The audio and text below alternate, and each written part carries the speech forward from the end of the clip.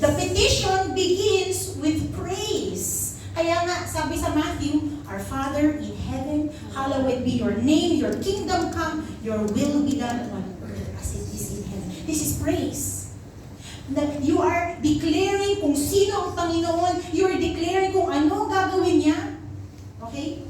Why is praise so important sa pag-pray natin? Because praise reminds us who our God is. Guys, kasi kung maliit ang pagtingin natin sa Panginoon, maliit rin ang prayer mo. Kung mababaw ang pagtingin mo sa Panginoon, ay, ang babaw rin ang prayer mo. Praise reminds us that my God, alam niyo yung song na yun, my God is so big, so strong, and so mighty, there's nothing my God cannot do. Ako, tapang ng mga Kristiyano na alam ang salita ng Diyos. Ang tapang mag-pray ng mga Kristiyano na kilala kung sino ang Diyos nila. Sometimes, meron pong mga kumakalaban sa atin. May mga taong parang masama yung pakitungo nila sa atin. Hindi lang nila alam kung sino kasama natin. Hindi lang nila alam, do you know who is fighting for me? My God is bigger than you. Amen. My God is big. That's why po, it's so important na if you want to praise God, if you really want to pray, you should read your Bible. You should go to the scriptures and you should pray what He says. Number 2. So praise yung una. Oh, I think nandiyan yung my God is so big, so strong and so mighty. There's nothing my God cannot do. So second, we need to repent. Praise, repent. Tanong ko sa inyo, kung tayo na, if we are living in sin, papakinggan ba ng Panginoon yung prayer natin? Yes. No. Parang hindi sigurado. Kung tayo rebelde sa Panginoon, papakinggan ba niya yung prayer natin? Yes. Yes. No. No. I don't know. Yes. I want to show you more. Guys, I want to tell you lang ha, you cannot continue to live in sin and expect God to accept your petition. Sa Psalms 66:18, sabi po ng psalmist, if I had cherished sin in my heart, the Lord would not have listened.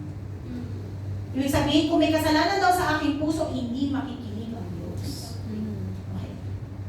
Sabi po sa 1 Peter chapter 3 verse 12, sapagkat ang mga mata ng Panginoon ay nasa kanino? Tuwid. Sa mga matuwid. At ang kanyang mga tenga ay bukas sa kanilang mga panalangin. Ngunit ang mukha ng Panginoon ay laban sa mga gumagawa ng masama. Oh, we love that song. If our God is for us, then who can never stop us? Yes. Love na love natin sabihin, oh, my God is for me talaga. Is God for you if you are in sin? No. Ano? No. Magiging ano yun, di ba yung, pag meron kayong may away, sino kakampi mo? Kakampi mo ba ang Diyos kung kakampi ka ng kasalanan? No, guys. If you are in sin, you are not kakampi. God is not for you. And can you imagine if God is against you? Sometimes Christians, di ba, meron tayong mga reasons sa Panginoon bakit di tayo sumusunod sa Kanya. Are you willing to risk what happens when God is against you? It's game over. There are several things po that we need to repent of.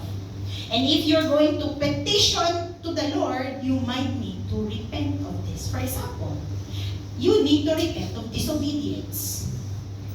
Okay? Yan po yung verse sa Psalm 51:4a.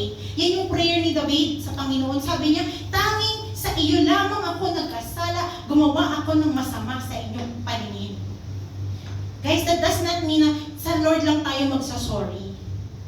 Kita po dyan na pag nagkasala tayo, mabigat ang kapalit.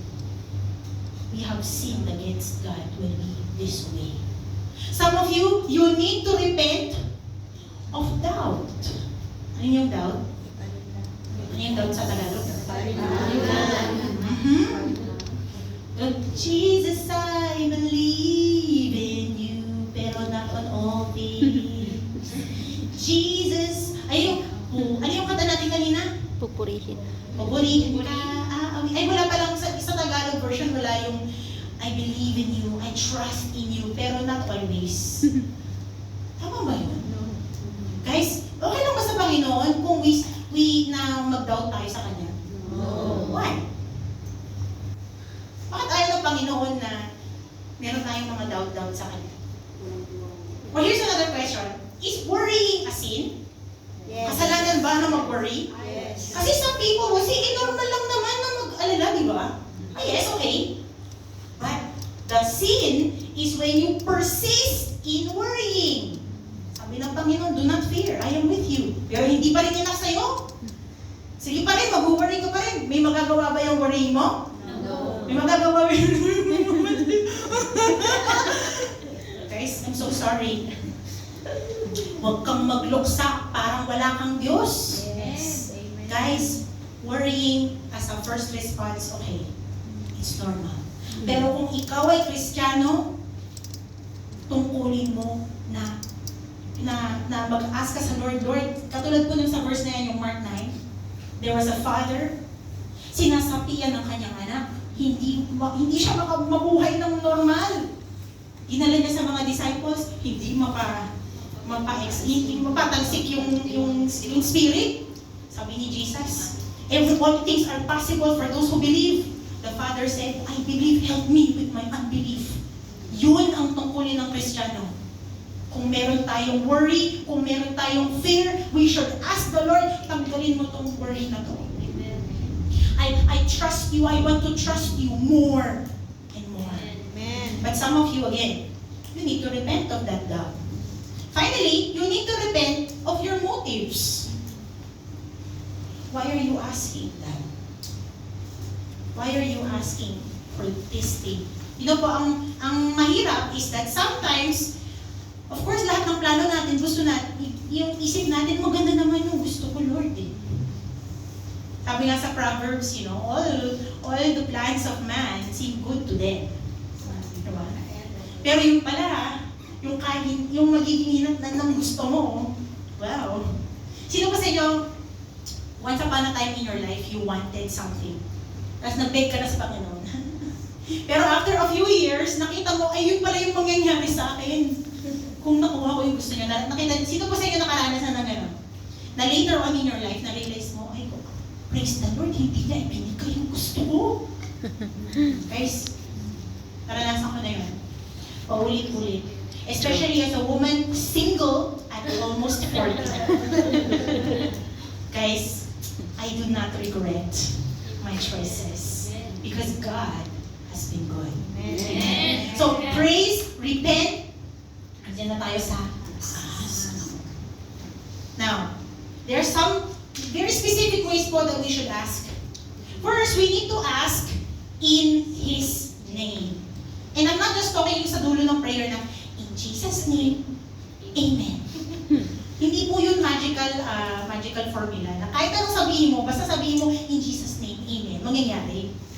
Okay? Now, sa verse po, John 14:13-14, it says this, I will do whatever you ask in my name. Si Jesus po nagsabi, so that the Father may be glorified in the Son. You may ask me for anything in my name, and I will do it. Alam niyo po, pag magbasa kayo ng verse, it's so important na you don't just read it ng literal.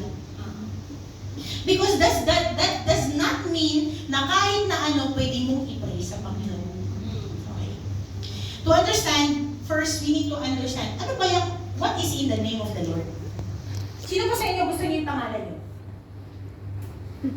Yung feeling niyo yung pangalan niyo bagay na bagay sa'yo. Sino sa inyo? I don't like my name. Alam niyo po, one time, this is so random lang. One time si Daddy nag-preach na sabi niya, may iba sa inyo, ayaw na yung pangalan niya. And then yung pala, totoo talaga, mayroong sister noon, ang pangalan niya Luz Biminda. Yeah, and ayaw na it's so common po na marami sa mga pangalan natin, feeling natin hindi bagay sa atin. But the name of the Lord is the perfect representation of who He is. Kaya nga napaka-holy ng pangalan ng Panginoon. Okay? It represents yung character niya, yung power niya, yung salita niya, yung glory niya. That's why sabi po sa Bible, remember sa Ten Commandments, sabi, do not use the name of the Lord in vain. Sige pa. Ayan. Also, the Bible says na kung sino ang tumawag sa Panginoon, they will be saved. Can you imagine yung power ng pangalan ng Panginoon? Kaya again, one of the commandments is na igalang natin ang pangalan niya.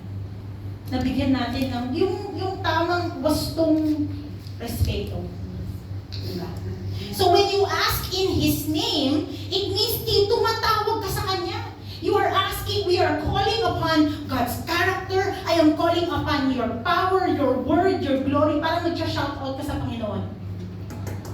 May pangangailangan ako. Tumatawag ako sa faithful na God. Tumatawag ako sa mabuting God. Tumatawag ako sa... Yes, you understand that? Can you imagine kung i-ignore ng Panginoon when you call upon His name? It's not gonna happen. So again, when we ask in His name. We ask according to His character. We ask according sa plano niya. Which